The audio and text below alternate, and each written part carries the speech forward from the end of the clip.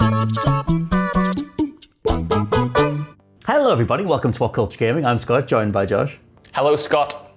Hello, Josh, my friend. It seems that there's a bit of a victory going on in regards to loot box things. One of the weirdest, most invasive, most annoying things that we've had there this generation. This is from the House of Lords Gambling Committee, which is the UK body that looks after anything regarding gambling.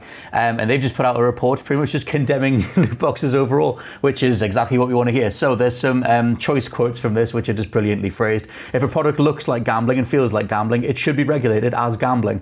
They refer to loot boxes as games of chance and say that it lines up with the Gambling Act of 2005. I should say that this whole report was written by the BBC as well.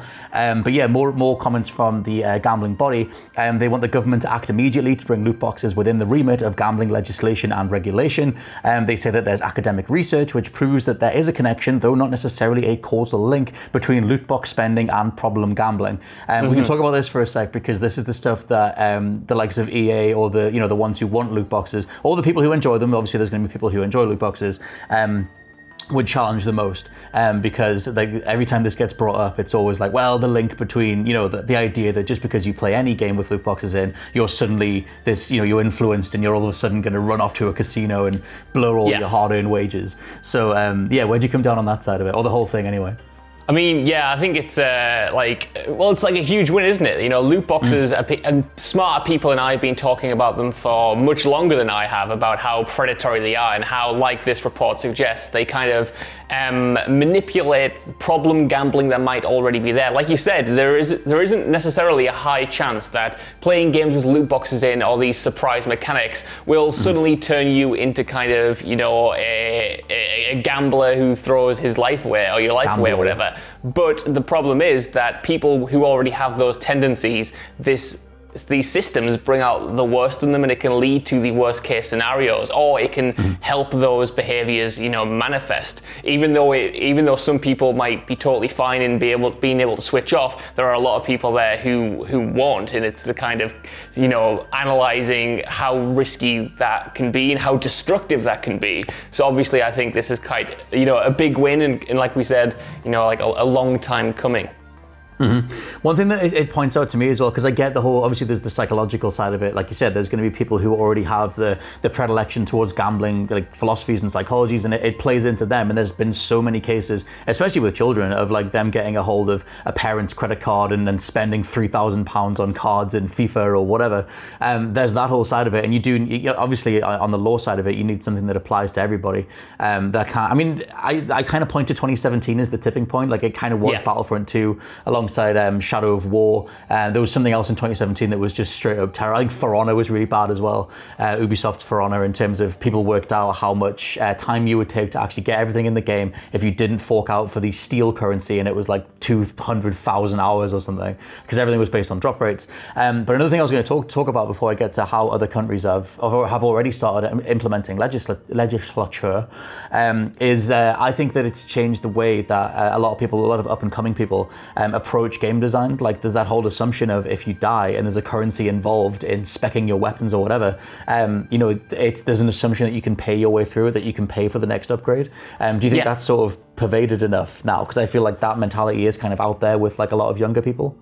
I think so. I think, fundamentally the introduction of, microtransactions at large and loot boxes themselves have fundamentally altered the way like games are designed, not only in the way that rewards are doled out, but like you said, in terms of how the gameplay itself is structured. The expectation that if you run out of lives, you've either got to wait a certain amount of time if you're playing a mobile game, or you're just going to spend some money to jump straight back in and stuff like that. And yeah, I know that's kind of like a wider industry-wide kind of in-game purchase problem, not just a loot box problem. But it's always fascinating to me how the likes of EA and publishers like that previously kind of got around the fact that they were, like this report says, using the psychology and the mechanics of gambling, but getting away with saying that it's not gambling because you aren't earning any real money from spending in-game currency or your own money in these games, you're getting in-game items, you're getting cosmetics, you're getting weapons and stuff like that. But this kind of recognizes that even though that loophole might be true, the psychological effects are still as real as real life gambling, what is technically and legally gambling. And the same is sorry, go on. No, I was just going to quickly say that, like, when they did that whole hearing, like the thing that's like sparked the beginning, or at least part of this ongoing sort of investigation from the body of lords, there was that whole defense on EA's part where they just said, well, people like them, so we want to keep doing them. It wasn't really any sort of in-depth thing. This is another thing that I want to get onto, because I think it was, I'm almost certain it was Jim Sterling who did like a video a few months ago that essentially kind of laid out that while people of our age and older kind of can remember when loot boxes and microtransactions weren't a thing, they've been around for so long now. They've been around for like what? Yeah, they've been around for like 10 years or something, let's say, popularized over the last decade. 2000, it was one of the UEFA games from like the late 2000s that brought them in. Yes, yeah. You know, like Dead Space 3 was like a major one to kind of usher it in. But they've been around for so long now and kind of normalized so much in both AAA releases and even in indies sometimes, that there are kind of younger gamers who have never known a reality without loot boxes. So you can kind of see those people in the comments kind of saying, like, stop talking about them. They're not that bad. They're just in every game, kind of get on with it. We did that Crash video the other day, which thankfully has turned out not to be true. I think Toys for Bob did an update about how it's not going to have any microtransactions in the game. Yep. It's only going to have the pre-order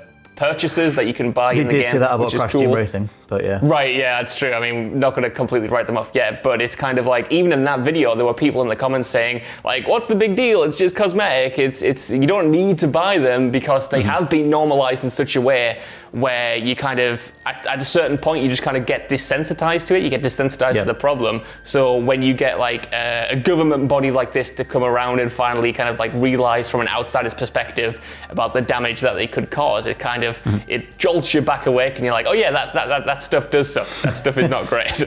Yeah, and I think like it's obviously worth parsing out the difference between loot boxes and microtransactions. Like I think that I mentioned in the Crash video, like, you know, there is a business reality to running a game long term, like months on end. If you want to maintain a player base, you want to plug different maps and pieces of content or missions or whatever it is into that community. That's a set of developers that are looking after that stuff. That's a certain team, and they need to be paid. And I think that if you have, you know, a microtransaction storefront that's clear and upfront about what you're buying, that seems to be the thing that a lot of people respond positively to.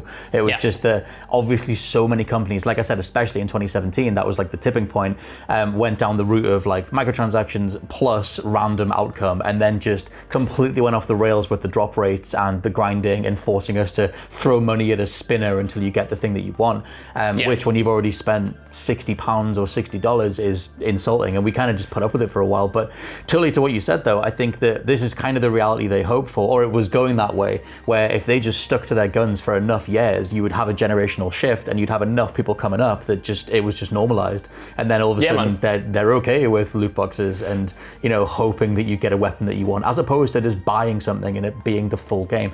Anyway, to bring in some other country stuff, I did have a quick Google, because there are some, you know, different countries have brought in different amounts of legislature trying to deal with loot boxes. Not very many. Obviously, a lot more needs to be done, but Belgium outlawed them in 2018. Loot boxes are banned. It forced EA and Valve and various different companies to alter their approach to take features out. Apparently, FIFA operates differently in Belgium than it does around the rest of the world. Also, the Netherlands in 2018, they banned them as well. China went one further. I did find some quotes from gamesindustry.biz, because the initial thing from China was that they had forced companies to disclose drop rates, but they went one further. So this is from gamesindustry.biz. Chinese law states that loot boxes cannot be purchased using real or virtual currency. Content must be acquirable through other means, and developers are not allowed to employ compulsion loops. They also then go on to say that, you know, China had to also disclose drop rates, and the law requires developers to be transparent about the odds for individual items in loot boxes and keep a publicly available record of all loot box outcomes from the last 90 days. I kind of love how stringent that is, but apparently hardly any devs are actually sticking to it. But yeah, what do you want to see from like the UK or maybe even like America, the West or whatever going forward? Well, the kind of thing to pass out with this, I think, is even though you sort of look at those countries, you know, like the UK is finally getting around to doing it now, there's China, there's Belgium, there's stuff like that. I feel like there might be a lot of people, living in a country like the US, for instance, where this doesn't seem to be kind of in the near future, like some legislation like this or regulation like this is going to come in. And you might be thinking like, well, what kind of impact will the UK, which is a much smaller kind of territory, how will that impact the way games are made if the majority of people are still going to buy them in North America or something? And I think we've already seen the effects of any country kind of like stepping up and kind of putting firmly down some kind of rules or law in regards to how microtransactions and loot boxes are regulated. You know what I mean? I feel like you said, since that flashpoint in 2017 where you had a combination of government bodies finally looking into it, as well as intense fan backlash from the people buying the game saying, look, we don't want this crap, we don't want loot boxes, we'll let you get away with some microtransactions as long as you're open and honest about it. Just stop trying to kind of force... Yeah, stop being predatory, stop being manipulative. And I think we have since then seen kind of like a knock-on effect. We have seen, in general, I would say, a move away from loot box systems. We've seen not necessarily a reduction in microtransactions because the profits companies make from those systems keep increasing year on year, but certainly, like you said, in terms of loot boxes and surprise mechanics and paying to essentially gamble on the items you're going to get, I feel like we've seen a major pivot away from that. And now, before a new game comes out, one of the first things the developers or the publisher will say is, look, there are no loot boxes in this game, you know what I mean? We're not going to do that stuff. We'll find other avenues to monetize the title, but we're not doing loot boxes. It's almost become a dirty word, which is why EA went down that surprise mechanics route. So I feel like just kind of like the threat of, having this legislation come in or maybe having it grow in support alongside the backlash from customers and fans has genuinely, impacted the gaming world in terms of how these business practices are implemented and made for the better already. So I can only hope that would improve going forward. There's definitely some positive momentum. It's funny, looking at EA. Obviously, they've Battlefront 2, totally one of the best Star Wars games of all time right now. It had a whole couple of years of just solid updates and stuff like that. Changed the storefront around, and they sort of have Star Wars Squadrons coming up. And like you said, one of their first tweets was like, "Don't worry, we're not. It's a full single player thing. You can play it without being abused by predatory microtransactions." And it's just that idea of like a selling point, just being like, "Hey, we're not doing the terrible thing." It's like, well, you were supposed to anyway. That's another thing entirely, man. Yeah, we're doing the bare minimum. There we go. It's just ridiculous. It was a problem that they made, and they want to be celebrated for not doing it anymore. And we're glad that you're not doing it. But just you don't need to just carry on as if you were never going to do it. And we'll all champion it after the fact. But yeah, let us know what you think down in the comments below. What's your general thoughts on loot boxes, microtransactions? Do you see a way for them to be in games, or will they always just put you off? Do they need to be in free-to-play games, or if something's full price at retail, does that sort of negate the idea of microtransactions afterwards? For now, I've been Scott from WhatCulture.com. I mean, Josh from WhatCulture.com. I'll catch you next time. Bye. Bye.